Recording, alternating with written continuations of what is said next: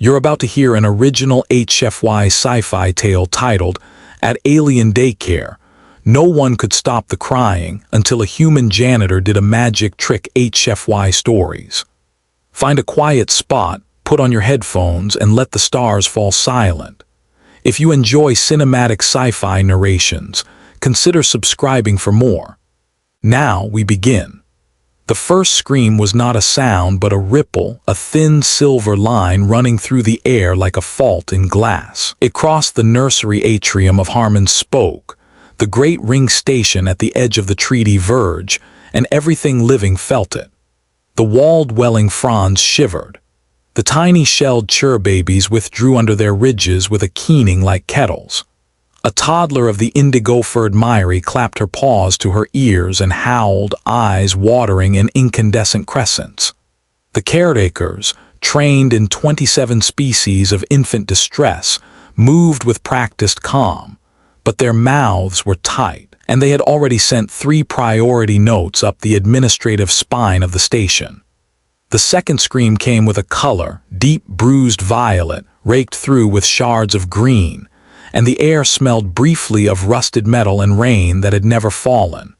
It struck like a weather front.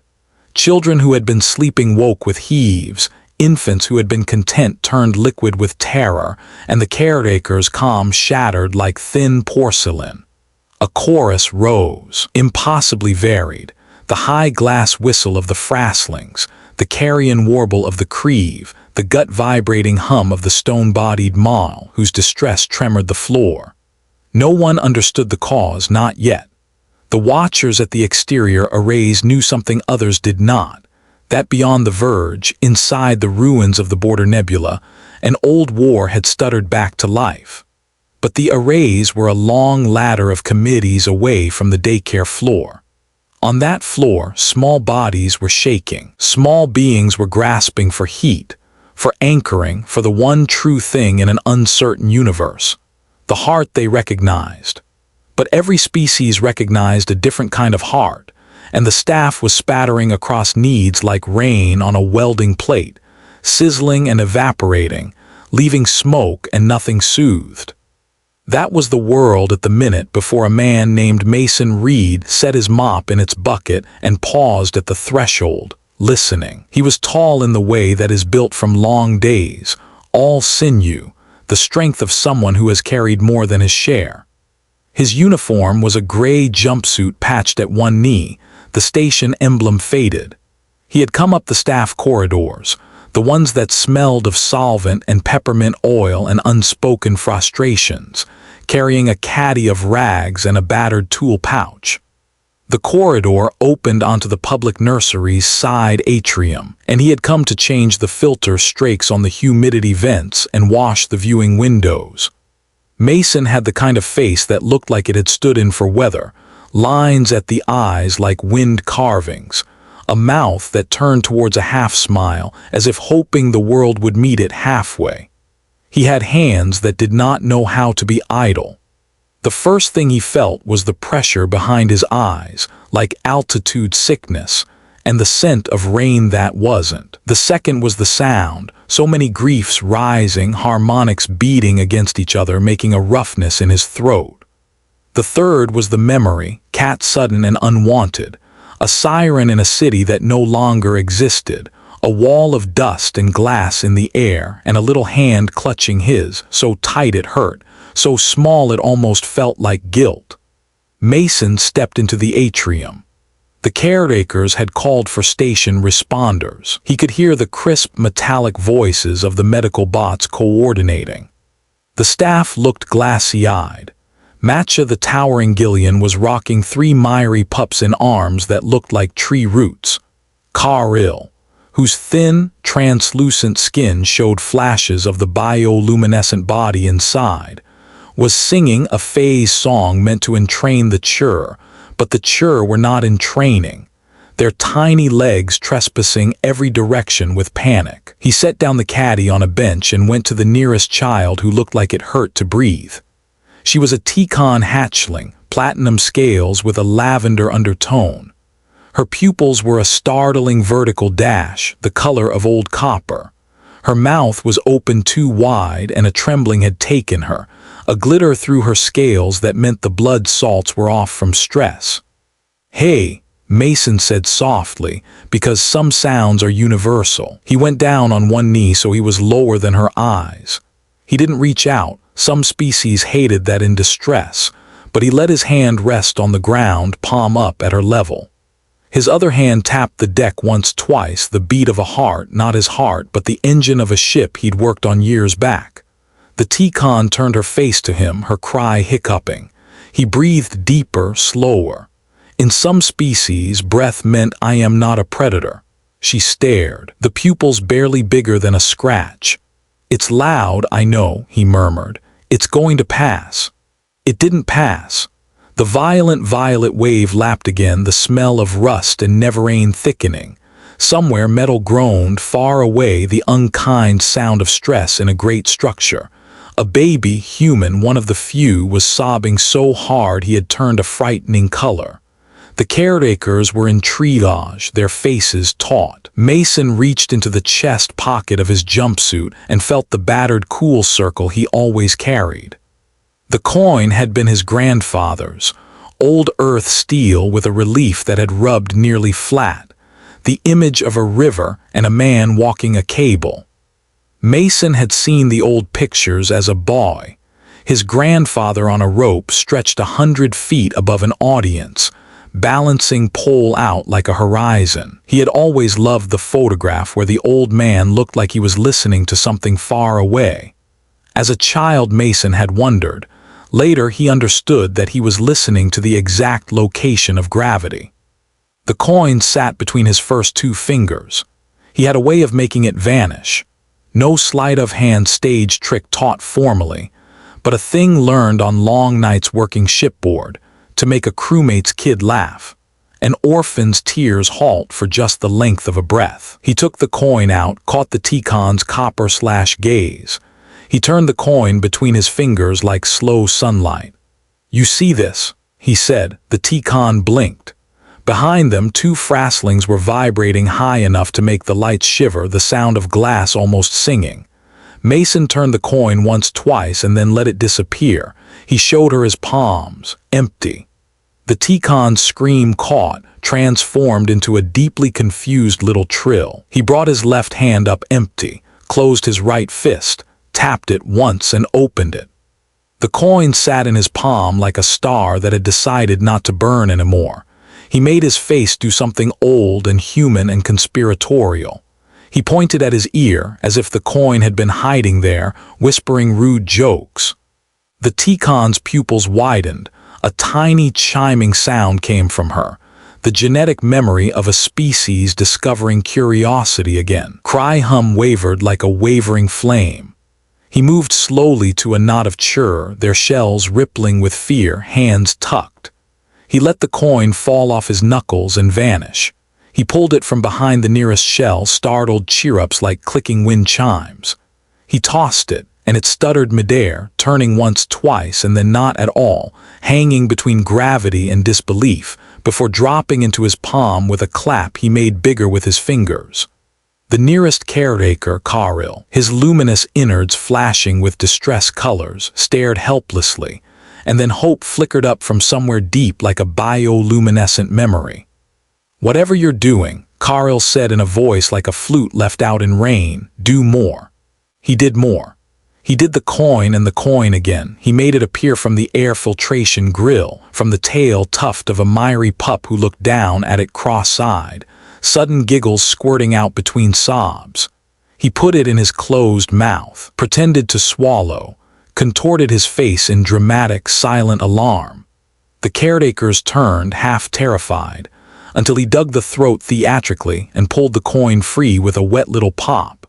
And suddenly half the atrium was watching the world for magic instead of for fear. He had grown up in a city where sirens woke you and dust coated everything. Sometimes the only thing that stood between a mind and the edge was a small trick that said not everything was what it was. There was a physics to this. The coin, yes, but also the stance, the breath, the ritual of surprise twice and relief on the third. A human infant had gone very quiet, the dangerous kind of quiet, and Mason went to him, hands clean, heart like a drum in his chest. He rocked himself first, then the baby. He brought the coin out not with flourish now, but with tenderness. He closed the baby's small fingers around it, the steel warm with his skin, old earth iron under uncalloused human fingers far from earth. The infant hiccuped softly. His breath found a rhythm. Mason leaned down and ghosted a pressure against the boy's brow, a blessing his grandmother used to press into his skin when the world was bad. Slowly, impossibly, children stopped crying. Not all at once, terror is sticky, but like a rain that leaves gaps in the dust first and then a continuous wetness. The fraslings fell below glass shatter. The mall's hum gentled to a bearable earthquake in bone. The Ticon hatchling had curled around Mason's boot, the hard little body against him like an anchor. Mason did not know he had been crying until a miry pup reached up and patted his cheek with a paw pad, leaving a smear of golden crumbs. He laughed at the surprise of it, wiped his face with a sleeve, made the coin vanish again to restore the law of things. Loss, mystery, return. He kept going until the last knot of sobbing loosened and only ragged little noises remained, like waves after the storm. The caretakers moved in like medics after a battle, checking salts, adjusting heat, rehydrating. The medical bots were quiet now. Their algorithms had less to do. The color of the air, ridiculous thing to say that air had a color, but it had been violet, cleared towards something like ordinary gray. Carl approached Mason with eyes reflecting his own face 100 times, the fractal inside them luminous. "What did you do?" he asked, awe-threaded with suspicion. "We tried phase singing, we tried scent cues, nothing held." Mason sat back on his heels, suddenly tired in the way that bone gets tired, as if it remembers the long lineage of ancestors who had to run farther than they'd wanted. He held the coin up between thumb and forefinger. "Distraction," he said. "Between a scream and the breath after it, there's a tiny—" He searched for a word the Gillian would know. "Shelf. If you can put a foot on it, if you can say look and make the world tilt for a second, you can show a brain there's more than the fear." Carl held the coin, their long fingers handling it gently like a leaf. "This is nothing," they said, amazed. "That's the point," Mason said and smiled the half-smile again, the one that asked the world to meet him halfway, that it's nothing and something anyway. The station had not stopped groaning. Alarms far off were still intermittent. The caretakers were holding their own again, but the children were watchful like animals who know the storm has not truly gone. Mason stood and looked through the viewing windows he had come to clean. Harmon's spoke was a ribbon around a dead star, all polish and intention, the polished part faded, the intention fracturing. Beyond the transparent alloy, the verge was a haze of dust that tasted like history, and the border nebula beyond it was a bruise against black, subtle, a smear at the corner of vision until you looked directly. Then it stared back. Matcha, towering trunk-like, loomed beside him. Her Barcroft voice dropped to a whisper that was still louder than any human whisper. "You feel it too," she said. "I feel something," Mason said. "Like an argument between magnets." "A war," Matcha said. "Old kind, new weapons, old losses." He did not ask how she knew. The Gillian had lines of time in their sap. He knew enough to believe. The administrative spine sent down a message an hour later, but the caretakers were too occupied. The message was diplomatic and useless.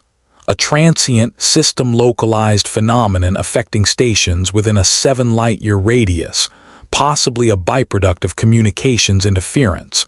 Remain calm, avoid rumor. Mason didn't see it because he was on his hands and knees, cleaning up shards of a toy that had broken in the chaos before a toddler could find them with their bare feet. He had started the filter strakes and he had finished them, because his hands only knew how to end what they began. The staff break room was mostly empty. Mason poured water from a safe warmth spigot, drank greedily. He looked at his reflection in the bent metal of the kettle and saw a man older than he felt and younger than his bones. The door whispered open.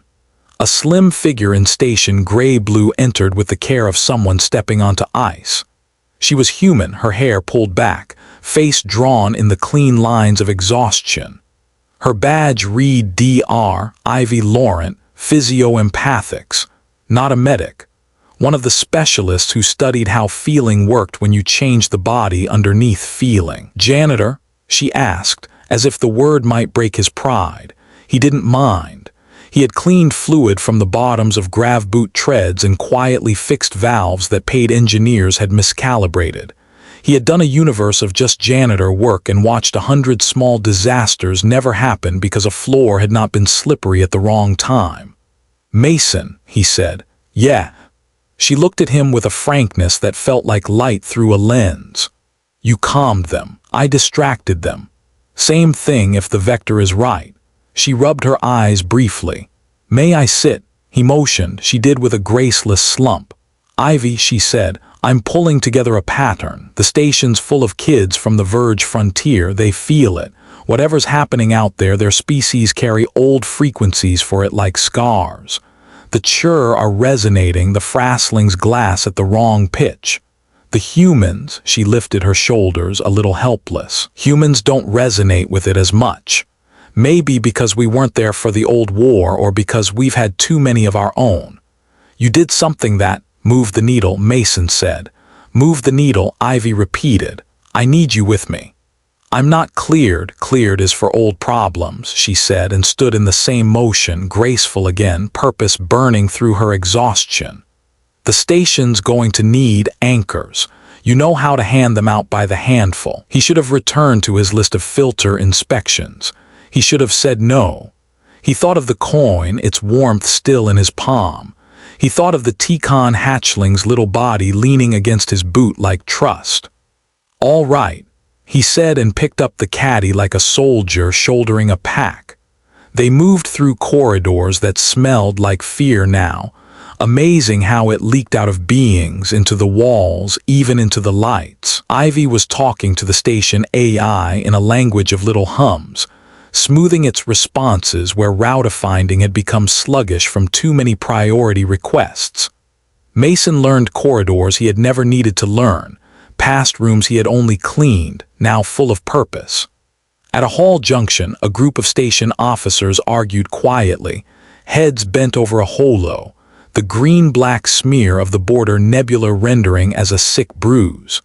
As Mason and Ivy passed, he heard one say, "If the Whisperers are testing again," and another answer, "No one's seen a Whisperer ship in 100 years." The word Whisperers made his hairs rise, everyone's did. It was the old enemy, the story you told to teach a child not to listen to certain silences. They entered a ward where the oldest children from the daycare had been temporarily housed, small bunk rooms with soft waking light. The staff were holding on with trembling smiles. Here, the crying had a new shape, lower, determined, like their bodies were trying to leach the fear into the floor and the floor would not take it. "Same trick?" Ivy asked without irony. Mason nodded and went to work. Not all with the coin. He set one of the chur to counting fan blades and designed the task so that the number didn't divide evenly. He taught a Myri how to stomp in perfect time, a giant slow rhythm their body loved. He held eyes, he breathed. He told a single sentence stories. He learned to say a name with just the right roll because to hear your name said like a lullaby is a magic trick too. He felt his edges wearing like rope on stone and he kept going. The station shuddered subtly, more than once. Someone was burning fuel too fast. Someone had miscalculated load. Someone was scouting in the nebula beyond where it was safe to scout. Mason kept children from breaking. He kept at it long enough that when the real alarm came, black, tight, not a practice, the note managed to pass through him without breaking him. He was in a room of Mal teenagers, their stone bodies glowing along fracture lines, the cracks beautiful, actually like rivers under snow. Ivy's voice was in his earbud, very calm. "Mason, We have Whisperer's signature on the far edge of the nebula, could be old hardware, could be a ghost, could be nothing. But the station is spiking. We need to stabilize the lower deck civi populations. I'm a mop and a coin, he said without rancor. Your leverage, she said. Meet me at G-deck and bring the coin. He told them all a joke about rocks and they laughed in a frequency that made his blood feel carbonated. He left them humming, walked towards G-deck, which was a shopping concourse now shut like a closed eye, metal shutters over bright shop signs. He passed a soldier who had at some point been a cook by the grease scars on his hands. The soldier nodded at him, and in the brief glance was an entire conversation. If this is it, I wish I had said I love you more. Me too. G-deck was a bottleneck, a place ordinances had envisioned for evacuations that logistics had cheaped out on. It was full of civilians being herded through with harried directives. Panic behaves like fluid under pressure. It takes the path of least resistance and then overwhelms it. The bottleneck was conducting it into a dangerous current. Ivy, face taut, was on a balustrade, using the station's public address system to say the same thing in 6 languages at once, the kind of weird chorus you can feel in fillings. Mason tapped her elbow. That's not going to slow, he said. We need music. I can't sing, she said, surprised. You don't need to, he said and slipped past her onto the balustrade. He whistled, not loud, but with a trick his grandfather had taught him in barns where the wind stole everything. He whistled so the sound went exactly where he wanted, straight down into the bottleneck into 100 sets of ears. Heads lifted. It wasn't a tune that mattered. It was a pattern, a call and answer that asked for breath. He did not have a calm, and that mattered too because his voice, human and unamplified, made people lean in. Even aliens, especially aliens, understand a voice that has sand and rain and time in it. He spoke without words at first, then with just enough. Hey, he said, hey, look. He lifted the coin and made it flash in the light. Stupid. He felt Ivy tense, sure he was making a mockery. But he flicked it, and the flick drew the eyes of a chur clutching her mother's hand, of a spacer in a stained jumpsuit, of a soldier who had once made dumplings. He made it vanish, and someone in the crowd laughed despite themselves, and the relief that ran through bodies at that laugh was measurable. He could feel the bottleneck fractionally widen. He spoke then. We were made to survive gravity, he said, pitching his voice far. It pulls, we stand. When we can't stand, we sit. When we can't sit, we lie down, we breathe, that's all. Breathe like this. He breathed deliberately, a slow count that could be followed, because panic is friction, and rhythm is a lubricant. The crowd's breath didn't synchronize exactly, but it ceased to be 100 different panics and became a related set of anxieties. That is a step. He tossed the coin and it hung in a shaft of light and fell, and the crowd saw something obey gravity like it was supposed to, and their shoulders unclenched a little. The medbots whispered about heart rates dropping. Ivy watched the gauge like a tide. The Whisperer's signature came closer, or the rumor of it did, which is the same in a crowd. The station's lower deck doors ground open too slowly, and the crowd moved again, but now with a sullen, manageable patience, not an avalanche. Security officers, thank all gods, realized what Mason was doing, and one handed him a portable emitter. He clipped it to his pocket. Now his voice had the gentlest push in the conduits. He spoke about nothing that mattered in the long term, because deep minds do not like to be told about forever when they can smell danger. He talked about dumplings. He told someone how to count their child's breaths. He put the coin into the hands of a Mall who turned it with stone delicacy and made a deep cousin sound that meant wonder. He let wonder do the work. The crowd thinned. People were lower to the ground now, metaphorically. The bottleneck was still a bottleneck, but it was not a throat choking. Barely moments after they had begun, they had done the impossible. They had slowed the flood without shutting the dam. An explosion happened far, far away. The structural sound reached them a few seconds after the light flickered, a deep thump through the skeleton of the ring. Someone screamed, the rest did not cascade. Mason tightened his jaw and waited. He did not have to wait long. Harmon's spoke had old construction. In cost-saving measures 40 years past, someone had employed a skin of recyclate composite in an important corridor that connected the station arm to one of the outer maintenance rings. No one had ever expected the composite to meet a shockwave. The shockwave did not care. A section of corridor peeled like a tin can. 3 crews were out there. Ivy's face gray shifted. "We've got suits out," she said, her voice low. "But we've lost pressure and magnetization on the ring. Anyone on it is on their own." "Calm," Mason asked. "Wobbling," she said, "static and whisper." It was not superstition. The Whisperers had not been named for their ships or their tactics. They had been named for the way the universe seemed to speak in the space they occupied, a hush that combined every language and meant surrender in all of them. Mason said, "I can go." Ivy looked at him in a way that pulled the truth out of him. He had done suit work. He had done it under fire. He had had blood in his helmet and cried and told no one. He was a janitor now for a reason. "You're the wrong person for this," Ivy said, which meant she didn't want him to die. "We need you with the children. Get someone better," he said, but already his legs were turning in the direction of the red lights. "I'm a janitor.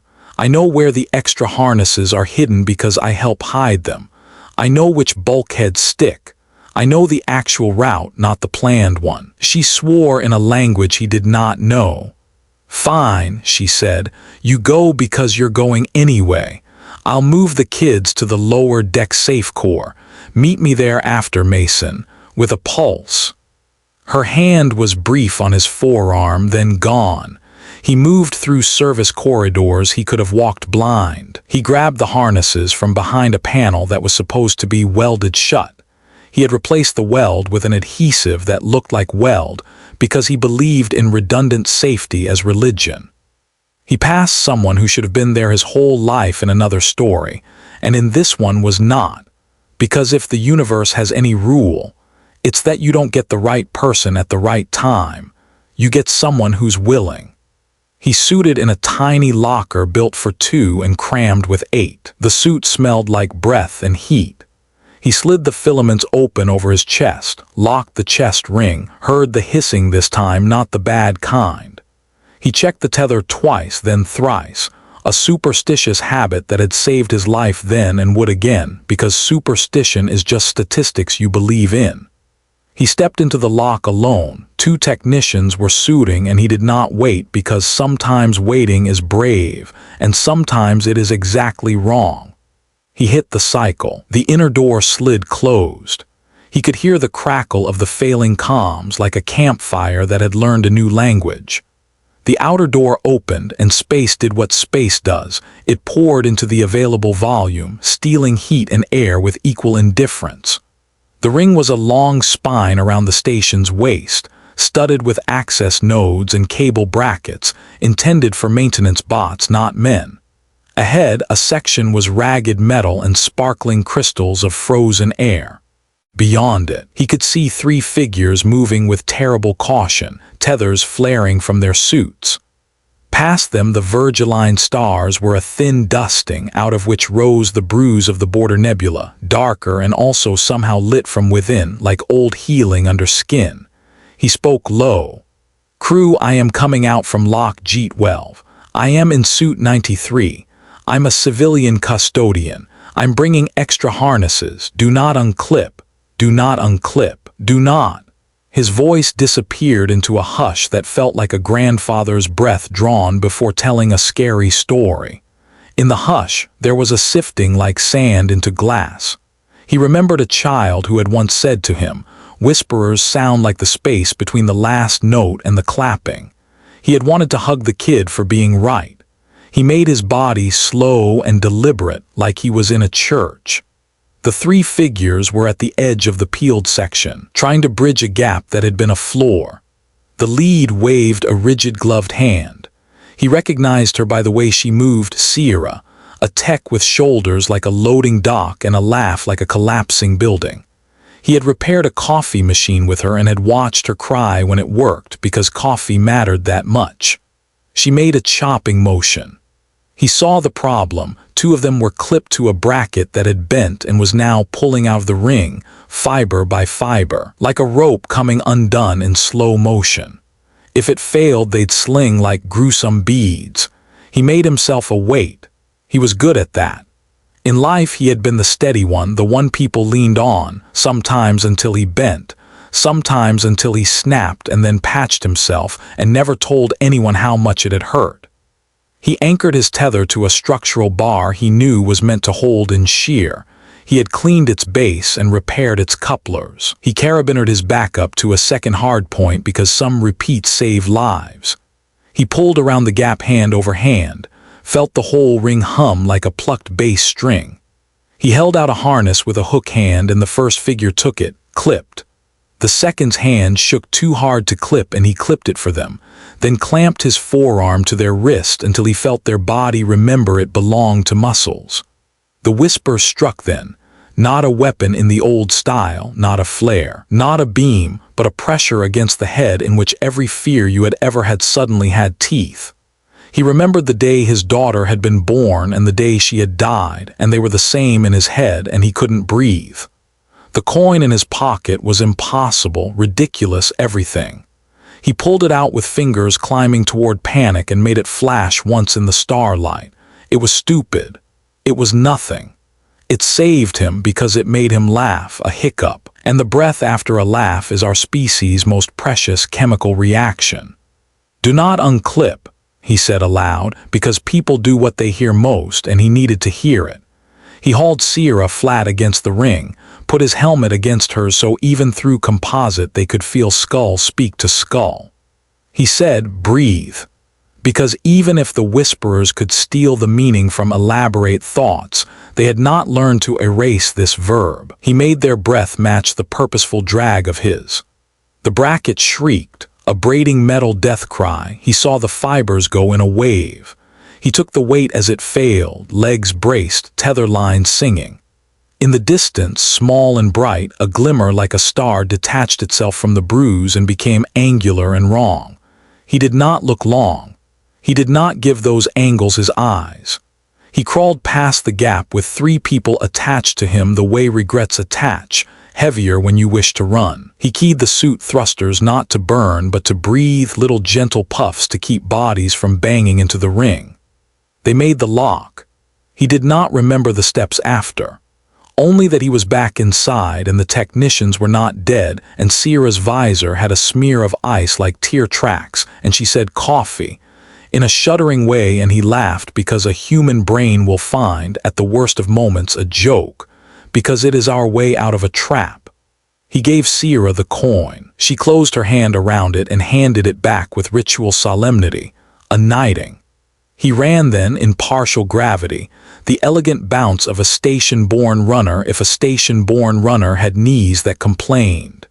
He moved down into the safe core where Ivy had shepherded the children. He found them in a vast room built to be boring, full of benches, with a ceiling that looked like a sky but was not trying very hard. The children were bundled like little planets, each with their own climate. Some were awake, eyes huge, others had slept from exhaustion. The adults were trying to be calm like they had seen calm behave. Ivy stood on a bench talking to the station AI like she was persuading an animal not to bolt. She saw him and let her shoulders drop a fraction of a centimeter, the measure of more relief than most would show. "You got them," she said quietly. "3, he said, "maybe more later." "Later is good," she said, and he heard the translation. "I thought I'd lost those 3. He started moving among the clusters. He was not a doctor. He was not a priest.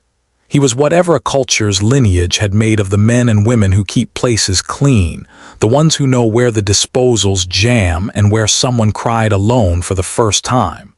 He made the coin appear and disappear. He taught older kids to do it and let them feel that they were the magicians now. He found a mall child humming and hummed along until their earthquake turned into a cat's rumble. He pressed his forehead briefly to a human grandmother's and let tears equalize across skin, Time layered. The whisper's signature came closer, or the rumor did. The station's outer arrays recorded nothing and everything, like being pregnant with catastrophe and also a false alarm. The cues moved. Security officers stood like promises. The station AI trembled in its responses like a deer. Ivy's voice was a constant. Then the power went out. Not all of it. Emergency lighting came immediately, blue and too honest, but the gravity bled, the sound of systems softened, and the quiet of 100 people with thoughts too loud settled brutally. Mason tasted metal. His body was a tuning fork struck in old pitches. The children's eyes widened as their bodies did not understand weight anymore.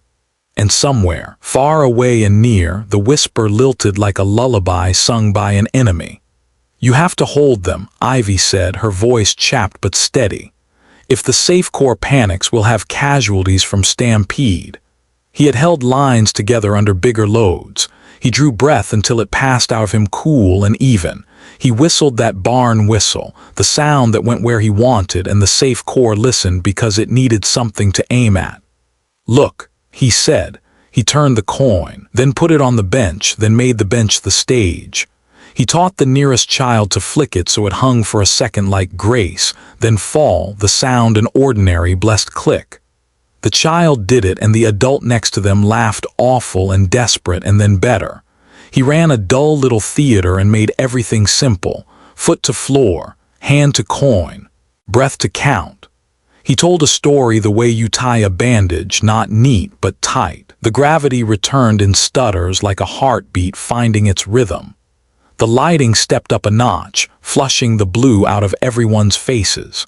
The station AI stopped trembling and said in a voice it had picked for friendliness that the situation was stabilizing.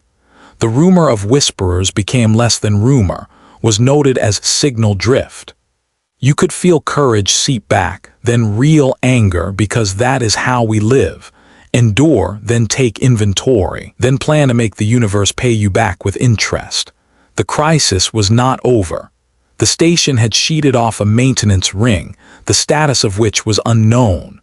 The border nebula had coughed up a spasm of particles that brushed Harmon's spoke like a cold hand and then was gone. No one knew if the whisperers had returned or if the universe was having an old memory.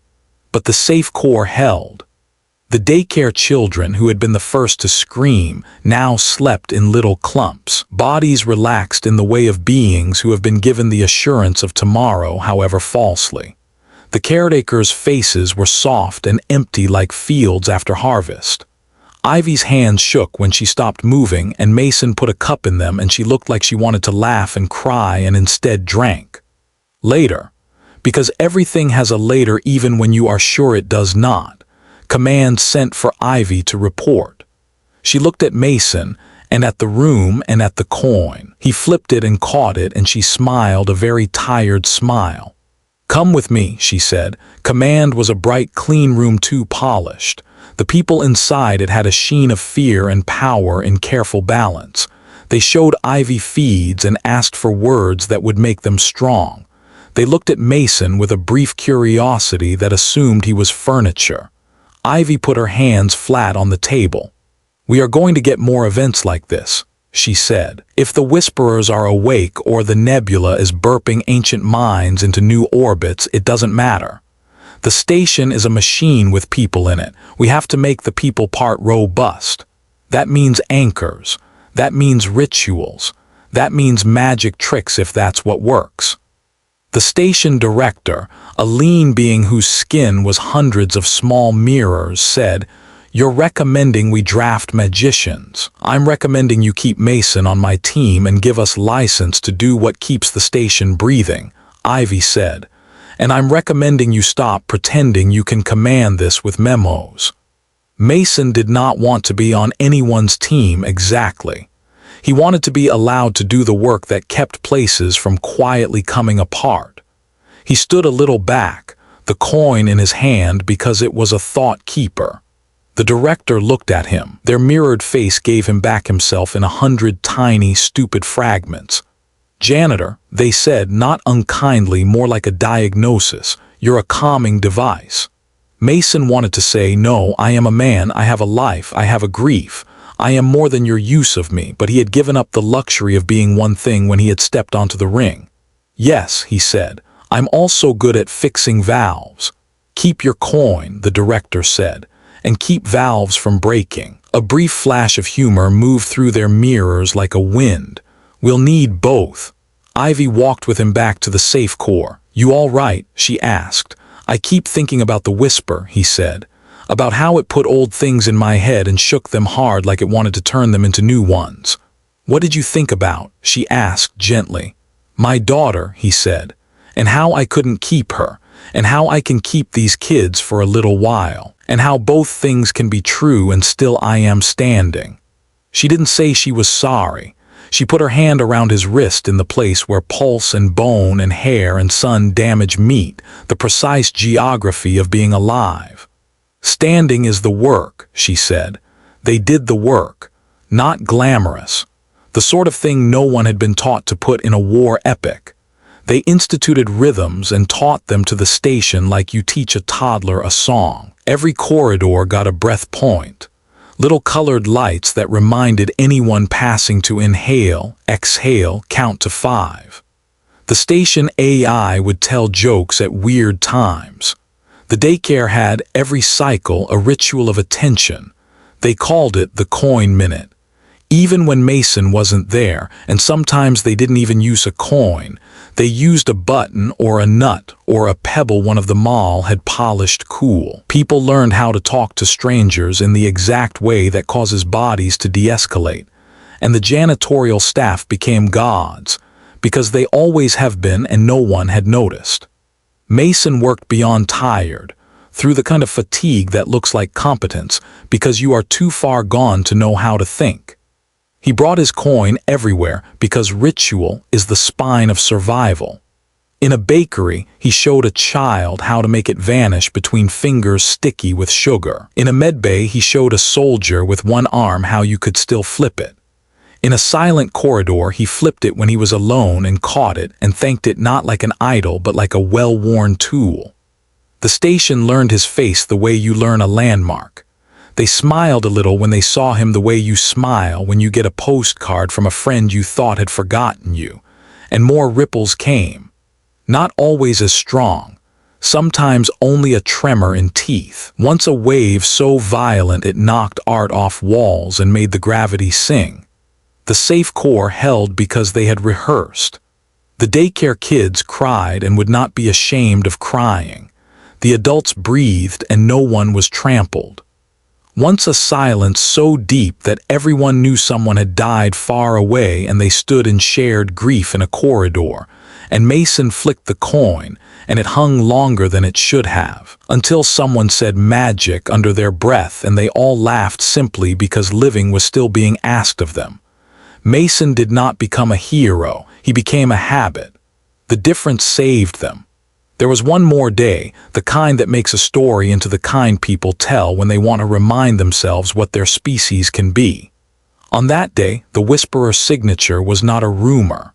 The slender, angular, impossible ship peeled from the nebula like a thought. The station's outer arrays went dead as if slapped. The military wing spun into readiness and had nothing to aim at because the ship was not in a place weapons recognized. In the daycare, a T-Con hatchling, perhaps the same as the first, perhaps her cousin. To human eyes they were fog and silver scales and copper slashes, stood very still and then screamed like the first rip did, and the room knew and the station knew. Mason was on the concourse showing a baker how to fix an oven door that banged. He heard the scream and an old reflex in him said, "Run to the loudest fear." He ran. Other humans ran. Other aliens ran in their ways, some towards, some away, and the station's patterns directed traffic like a good city. He reached the daycare and his coin was already out because his hand knew the path. The Whisperers spoke then, not with words. Every child heard a different story. Some saw a parent walking away through a doorway that never closed. Some felt the ground underneath them become sea. Some tasted the exact flavor of a day someone had said they would be right back and had not been. The adults felt their own. Mason felt a hospital room's clean smell and the way a little hand went slack. He could not breathe. For 1 second he bent at the hip like someone punched. He would have fallen. He was a big man and he would have hit the floor hard. A mature child, little mottled shell, brave beyond comprehension, stomped 1 foot on the ground precisely in time with the breath rhythm he had taught months ago. Stomp, inhale. Stomp, exhale. Mason's body recognized the mathematics of this like ancient code. He breathed. He did not cry. He did not need to yet. He tossed the coin. He did it badly. It fell. He tried again. He failed again. He laughed, actually laughed, because the universe was trying to make him be someone other than himself, and he would not. He cupped the coin in 2 hands and opened them, and it was gone, and 100 small faces waited and 100 adults' hearts. And he drew it from behind Ivy's ear, and her eyes flashed amused once, brave woman, and the room breathed again. He walked through whisper and grief, and did the one thing he knew how to do.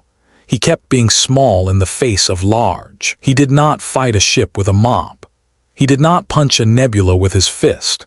He made children look at a circle of steel. He made them reach to take it. He made them give it back as if it were offering, and they did. And each gift returned made a new thread among people not like each other. He watched those threads knot. The Whisperer ship did something outside the windows that the station AI could not describe except in helpless math. The military wing fired because that is what wings do. The shots went through a geometry that did not acknowledge them.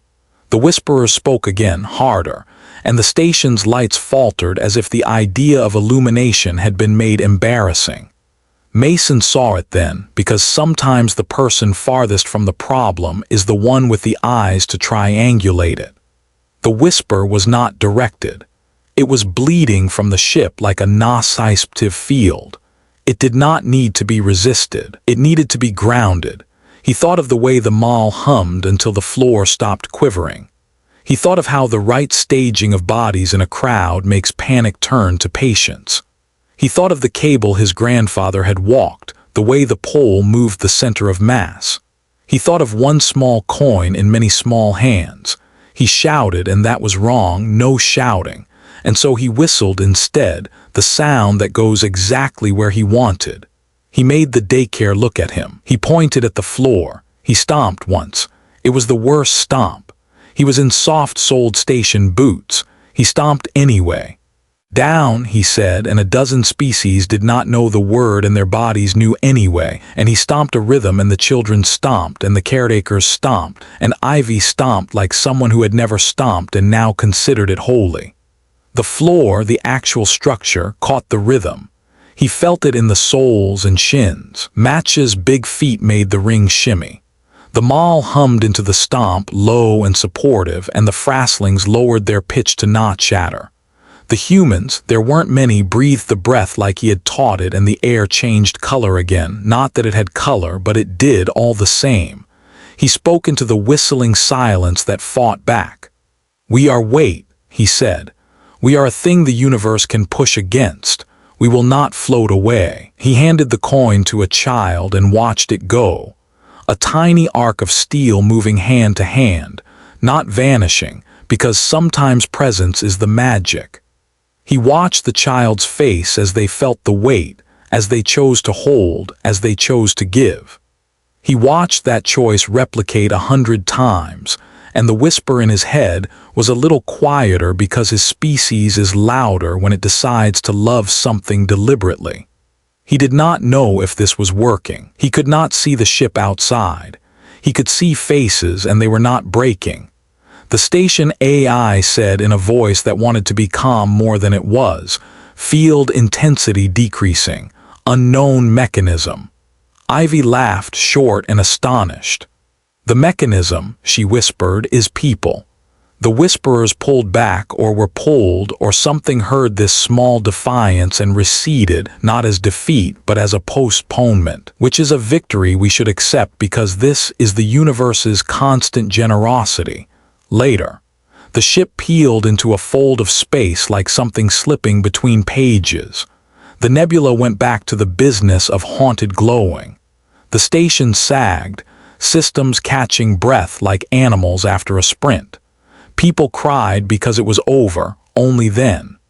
Mason stood in the middle of the daycare on legs that had decided they were columns. He was not sure they would forgive him for pretending so hard. Ivy's hands were on his face. She was laughing and crying and swearing again.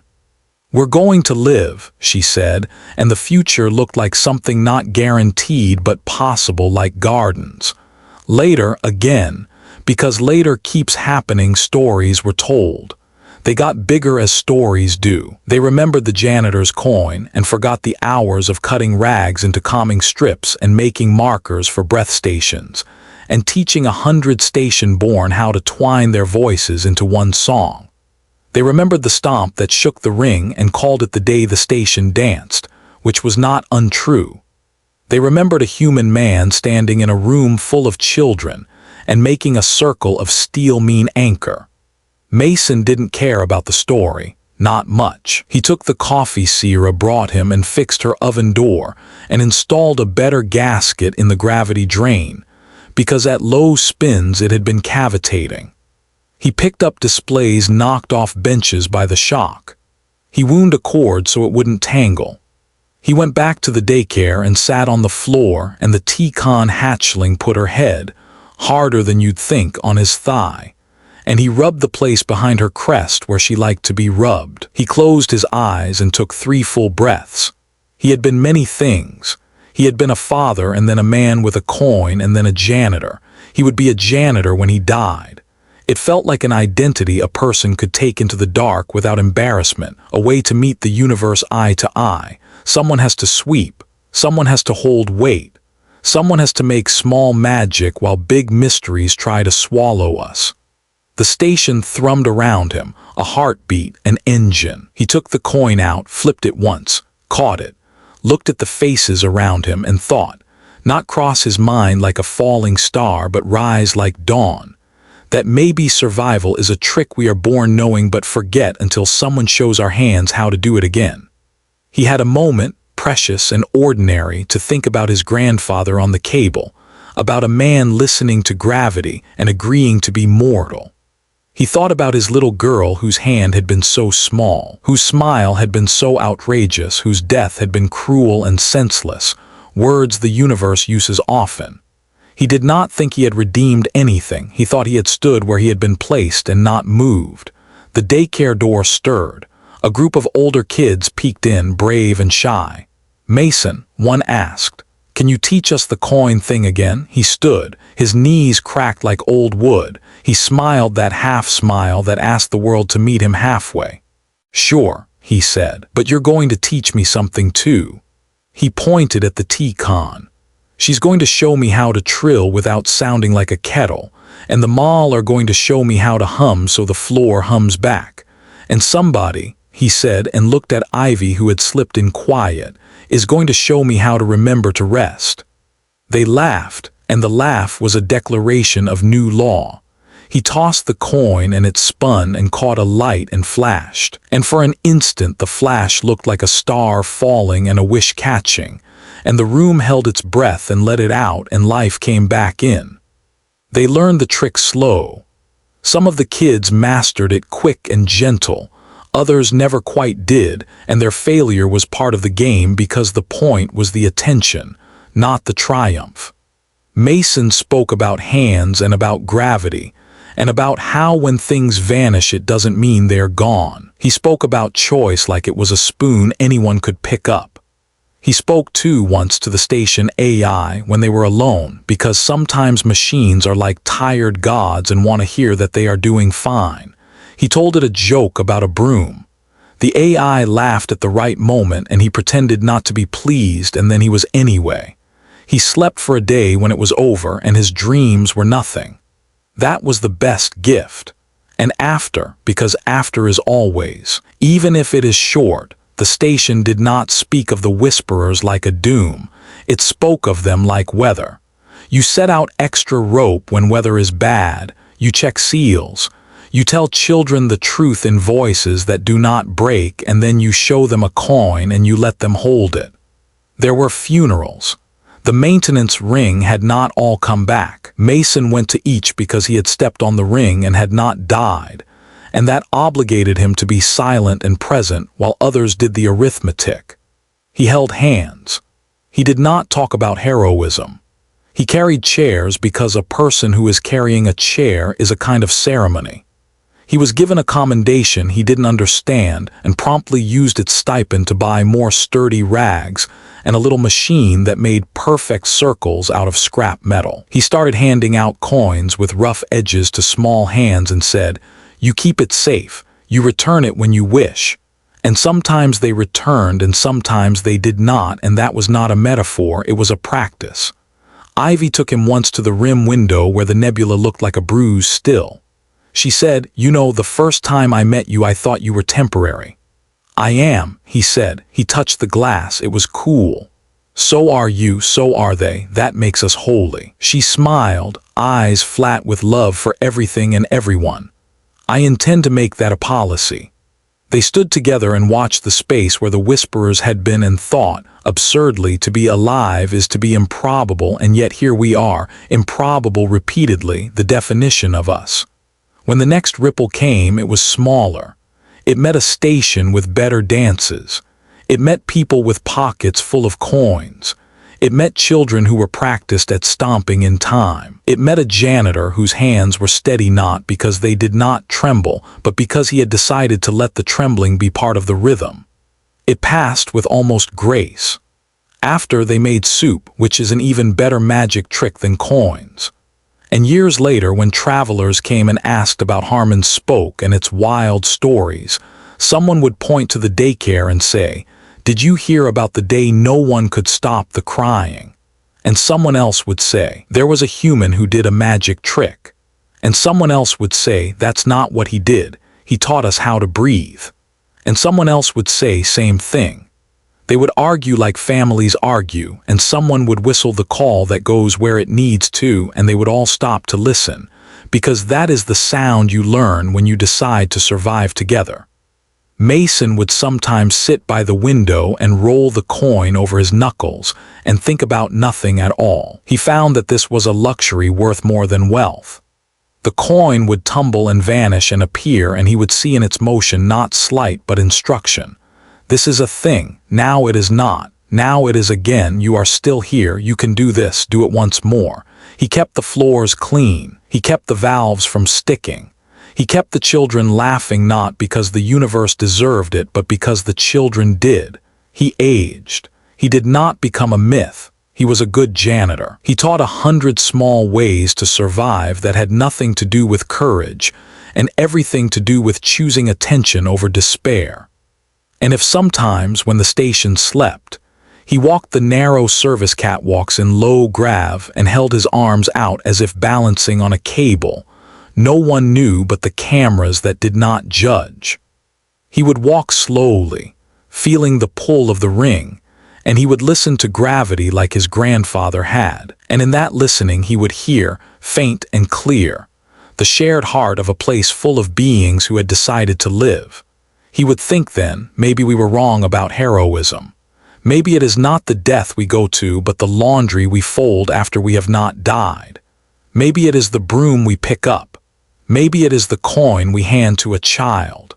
When the day finally came that Mason could not do the walking anymore, when his knees spoke louder than his stubbornness, he sat on a bench with the coin on his palm and a knot of kids around him. And he told them the story of the first scream and the second, and how the air smelled like rain that had never fallen. He told them of an old enemy and of a new dance. He told them that being afraid was proof of being alive, and that bravery was what you did after the fear. He told them that if they ever forgot, they could stomp and breathe and flip a coin. He showed them footprints on the deck where children had stomped so much it had polished the alloy, and the kids ran their fingers over those marks like a shrine, and they were. The station's night cycle fell. The border nebula had gone quiet, or perhaps they had simply grown to understand its music. The daycare lights glowed low and soft. Tiny bodies breathe the ancient breath of all infants, which is the same in every species that wants to live. Mason closed his eyes. The coin sat warm in his hand. He thought about endurance and felt no need to speak it aloud. He listened long, and in that listening he understood something the Whisperers had never, that there is a kind of strength not interested in winning because it has already chosen to stay. And that day the galaxy learned humanity doesn't conquer, it endures. Headphone, if you enjoyed this story, make sure to like, share, and subscribe to the channel for more epic HFY sci-fi tales. Until next time, stay human, stay unbroken.